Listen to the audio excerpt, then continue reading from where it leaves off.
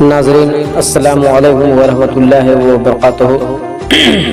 جی ہاں ناظرین، سب سے پہلے آپ تمام عزیز دوستوں کو اور ہمارے تمام معزز بڑے اور بزرگوں کو اور ہمارے پردہ نشین ماں اور بہنوں کو ہمارا ادب سے بھرا سلام قبول ہو، اور بعد اس کے ہمارے گلشن کے تمام چہکتے اور مہکتے ہوئے پھولوں کو یعنی تمام چھوٹے چھوٹے پیارے پیارے ننھے منھے بچوں کو ہمارا دعا اور پیار ہو۔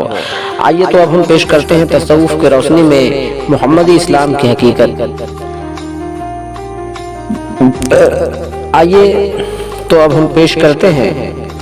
تصوف کی روشنی میں محمدی اسلام کی حقیقت، وہ اسلام جو تمام عالم کے لیے رحمت ہے۔ جی ہاں ناظرین، اب ہم پیش کرتے ہیں تصوف کی روشنی میں اسلام کی تاریخ اور دین محمدی کی حقیقت۔ میں اس پیشکش کو امت محمدیہ کے ان افراد کے نام معنون کرتا ہوں جو صحیح رہنمائی اور قیادت سے محروم ہیں اور نام و نہاد علماء کے دام و تروز میں گرفتار ہیں۔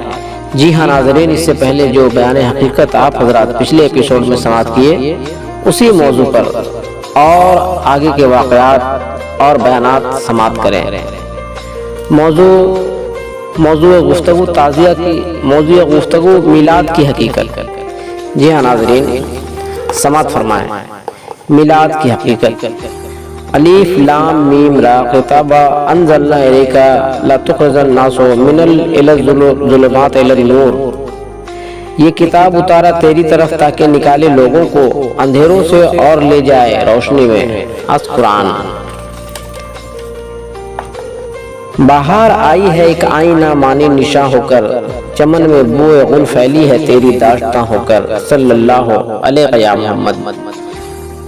در حوالہ جات ناپتہ، نور القلوب قرآن شریف، در مطبع مزید کانپوری چھپا 7 ترجمہ، حاشیہ بے نظیر، حسب فرمائش حاجی محمد شہید صاحب تاجر کتب، 85 خلاصی ٹولہ کلکتہ 13۔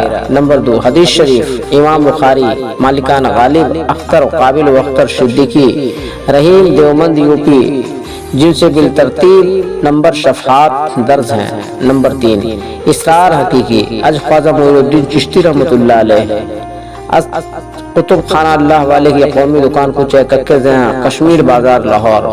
نمبر 4 صوفیاء کرام کے اقوال زرین جو بہترین کتابوں سے ماخوذ ہوئے۔ نمبر 5 اخبار اور چشم دید مشاہدوں سے۔ جی ہاں ناظرین، انتشاب۔ یہ تیسرا ایڈیشن محمد محبوب مہر MA B.Ed بیجاپور کرناٹک کے نام معنون کرتا ہوں۔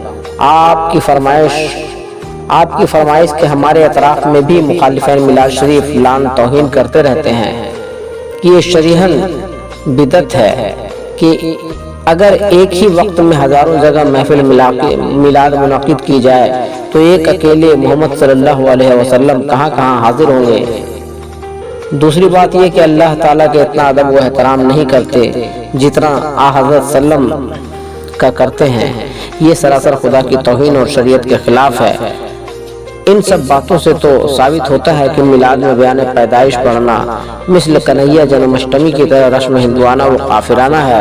وہ ہندوؤں کی دیکھا دیکھی مسلمانوں میں بھی یہ گمراہی آ گئی ہے، وغیرہ وغیرہ بہت کچھ کہتے رہتے ہیں۔ بس مخالفین کی ان سب باتوں سے ہم کو بڑی تکلیف ہوتی ہے، اس لیے سمن عزیز صاحب سے گزارش ہے کہ حنفی صوفی عقائد کی حفاظت کے تحت میلاد کی حقیقت پر ایک حقیقی روشنی پیش کریں، بلکہ مخالفین میلاد کے سوالوں کا مکمل جواب تحریر فرماوے تو بڑی خوشی کی بات ہوگی، کیونکہ اہل میلاد اور صوفیاء کرام چاہتے ہیں کہ نیازی صاحب ضرور لکھیں تو مخالفین کا منہ بند ہو جائے۔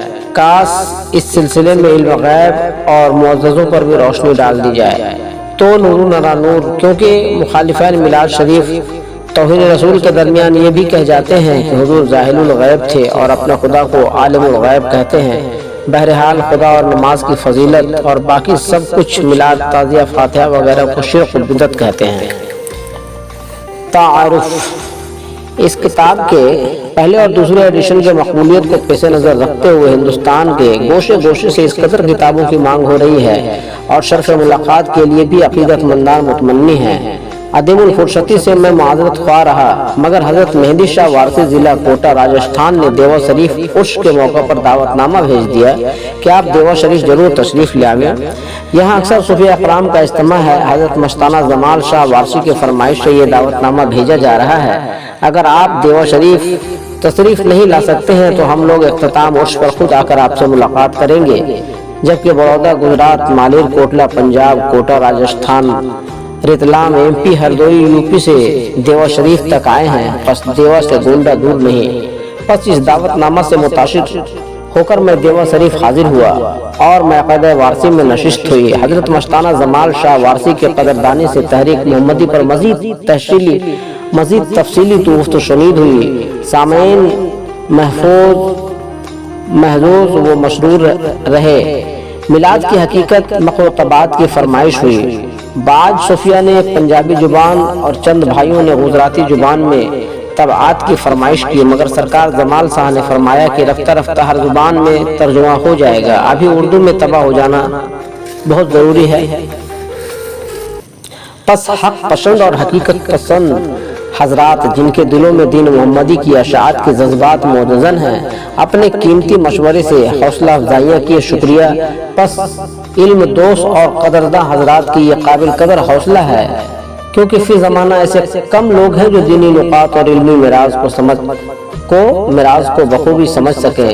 البتہ جو حقیقت سمجھنے کی صلاحیت رکھتے ہیں ان پر جتنا فخر کیا جائے کم ہے۔ آج فقط شمع نیازی خوش نظری سماعت فرمائے ناظرین کہ ہندوستانی مسلمانوں کی یہ خوش قسمتی ہے کہ سرزمین ہند پر آباد ہیں، جن کا مذہب دین محمدی ہے، جس دین کی بنیاد کلمہ طیب لا الہ الا اللہ محمد رسول اللہ ہے، اور ہندوستانی مسلمان نہایت آزادی سے اپنے دینی فرائض کلمہ، شوم، صلاۃ، حج اور زکوٰۃ، تعزیہ، فاتحہ، عرس، میلاد اور قوالی کو نہایت ادب و احترام سے مناتے ہیں اور اپنے اخلاق و آداب کا بے مثل نمونہ پیش کرتے ہیں، جس سے غیر قومیں بھی متاثر ہیں کہ واقعی اسلام دھرم ساری کائنات کے لیے رحمت ہے۔ یہی وجہ ہے کہ اسلام ہمیشہ مقبول عام رہا اور ہر قوم و ہر طبقہ کے لوگ فیض کے طلبگار رہے۔ جیسے نمبر 1، اکثر دیکھا جاتا ہے کہ قبل نماز مغرب اکثر ہندو عورتیں بھی گلاس میں پانی لے کر مساجد کے دروازوں پر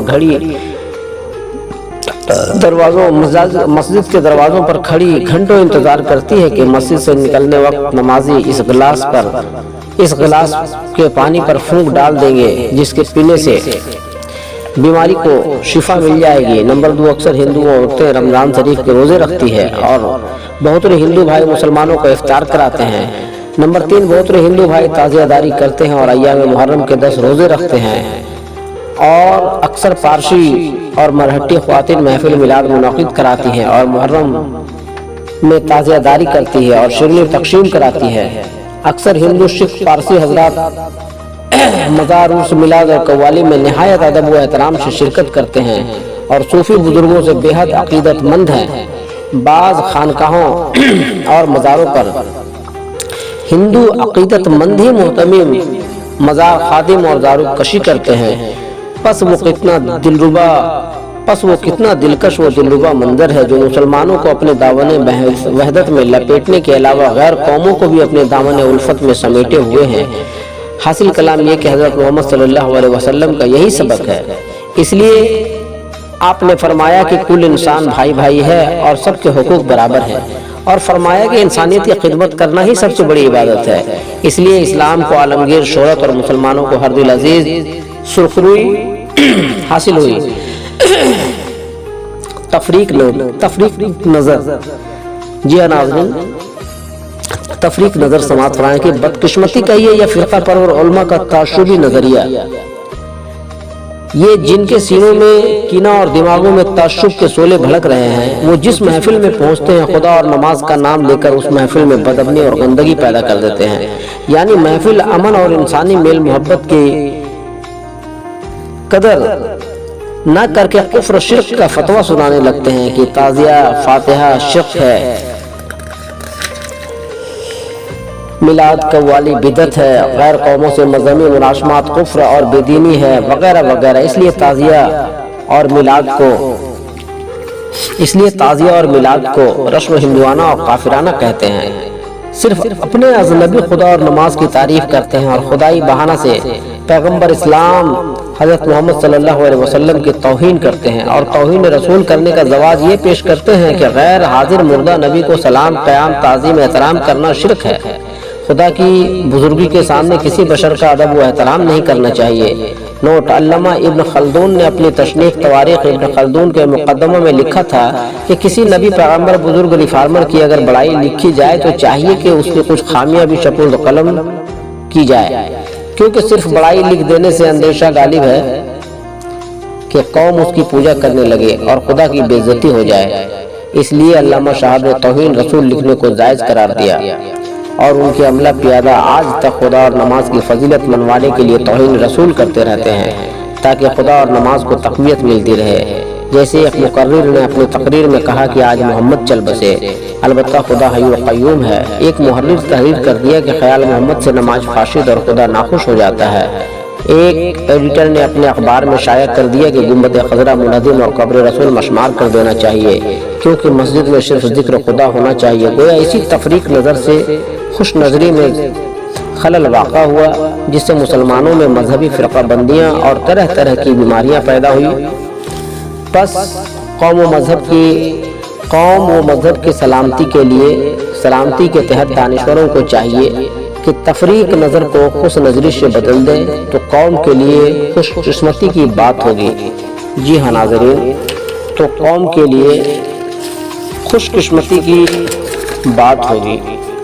ہم نیک و بد حضور کو سمجھائے جاتے ہیں، مانو نہ مانو آگے تمہیں اختیار ہے۔ جی ہاں ناظرین، اب ہمیں دیجیے اجازت، ہم پھر جلد ہی ملیں گے آپ سے تصوف کی روشنی میں لے کر محمدی اسلام کی حقیقت۔ اور آپ تمام ناظرین سے آپ کا نیاز مند بھائی نیازی ٹی وی کا ایک نیاز مندانہ گزارش ہے، اور تمام انسانیت سے التجا ہے کہ نیازی ٹی وی پر پیش کیے جا رہے پروگرام محمدی اسلام کی حقیقت کو آپ حضرات ضرور سماعت کریں، اور خاص کر بالخصوص ان بھائیوں تک یہ پیغام محبت اور پیغام حقیقت کو ضرور پہنچائیں جن کے دل اور دماغ میں اسلام اور پیغمبر اسلام کے بارے میں کچھ غلط فہمیاں ڈالی گئی ہے، کیونکہ محمدی اسلام صرف مسلمانوں کے لیے نہیں بلکہ تمام عالم کے لیے رحمت ہے، یعنی پوری کائنات، پوری انسانیت کے لیے رحمت ہے۔ اس لیے ہم تصوف کی روشنی میں محمدی اسلام پیش کر رہے ہیں۔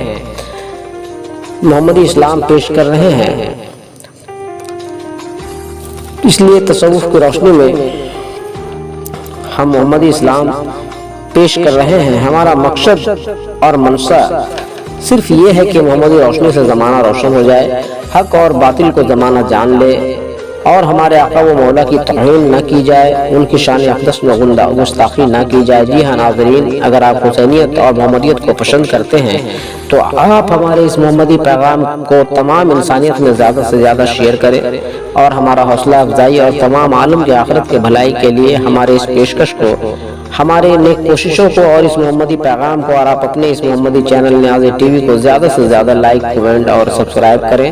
ہاں تو ناظرین، ہم پھر ملیں گے اگلے ایپیسوڈ میں محمدی روشنی لے کر۔ تب تک کے لیے آپ تمام عزیزوں کو اللہ حافظ، آداب، صلی اللہ علیہ وسلم۔